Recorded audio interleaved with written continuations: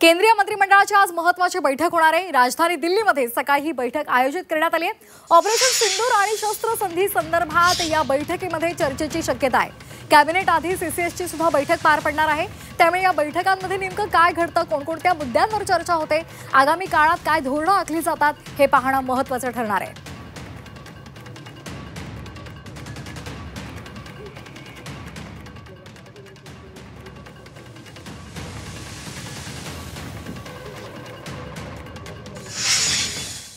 आणि या संदर्भात आणखी एक महत्त्वाची बातमी आहे। परराष्ट्र मंत्री एस जयशंकर यांची सुरक्षा वाढवण्यात आलेली आहे। आताची महत्त्वाची बातमी आपण पाहतोय। परराष्ट्र व्यवहार मंत्री एस जयशंकर यांची सुरक्षा वाढवण्यात आलेली आहे। सध्या भारत पाकिस्तान दरम्यान तणाव आहे आणि या सगळ्याच्या अनुषंगाने त्यांचा जो ताफा आहे त्यामध्ये बुलेट प्रूफ कारचा समावेश करण्यात आलेला आहे। ऑपरेशन सिंदूर नंतर जयशंकर यांच्या सुरक्षेमध्ये वाढ करण्याचा निर्णय घेण्यात आलेला आहे। त्यांची सुरक्षा वाढवण्यात आली आहे। त्यांच्या ताफ्यामध्ये बुलेट प्रूफ कारचा समावेश करण्यात आलेला आहे। आताची महत्त्वाची बातमी आपण पाहतोय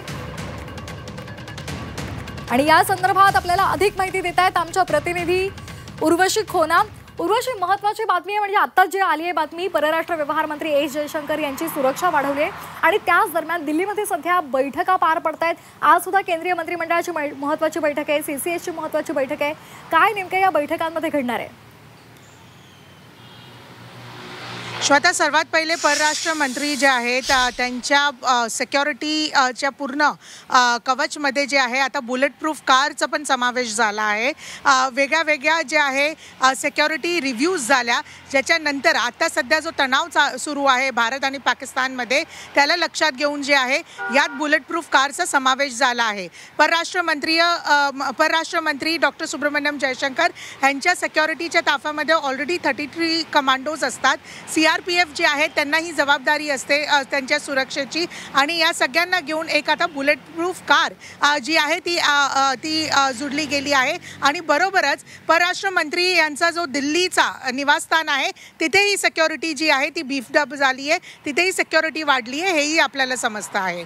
बरोबरच आज तुम्ही जसं सांगितलं पंतप्रधान नरेंद्र मोदी यांच्या निवासस्थानी म्हणजेच 7 लोककल्याण मार्ग इथे कॅबिनेट बैठक आहे। ही कॅबिनेट बैठक ऑपरेशन सिंदूर नंतर ज्या प्रकाराने पंतप्रधान नरेंद्र मोदी यांनी संबोधित केलं देशाला आणि काल जसं आदमपूर एअरबेसला गेले त्या सगळ्यांच्या नंतर ही पहिली कॅबिनेट बैठक आहे आणि त्या कॅबिनेट बैठकच्या पहिले CCS म्हणजेच कॅबिनेट कमिटी ऑन सिक्युरिटी त्याची ही बैठक आहे। आणि त्या बैठकीत आपण बघितलं तर संरक्षण मंत्री राजनाथ सिंग बरोबरच परराष्ट्र मंत्री डॉक्टर एस जयशंकर, निर्मला सीतारामन आणि प्रोटोकॉलच्या हिशोबी NSA अजित डोवाल तर असणार, पण बरोबरच जे सिक्युरिटी कन्सर्न्स आहेत, जे सिक्युरिटी ऑफिशियल्स आहेत तेही या बैठकीत उपस्थित असणार। आणि आत्ताच्या सध्याची काय स्थिती आहे सिक्युरिटीला घेऊन, जागोजागी सुरक्षेला घेऊन ते कुठे ना कुठे एक नोट आउट होणार आणि बरोबरच येणाऱ्या काळात कशा प्रकाराने सतर्क आणि सज्ज राहणं हेही त्याच्यात डिस्कशन होणार आहे असं समजतं आहे। आणि भारत आणि पाकिस्तानमध्ये कशा प्रकाराने एक डायलॉग चालू आहे आणि पाकिस्तानला कसा मेसेज दिला गेला आहे आणि आत्ताची सध्याची काय स्थिती आहे त्या सगळ्यांबद्दल जे आहे तेही डिस्कस केलं जाणार। अगदी खूप खूप धन्यवाद उर्वशी दिलेल्या सविस्तर माहितीसाठी।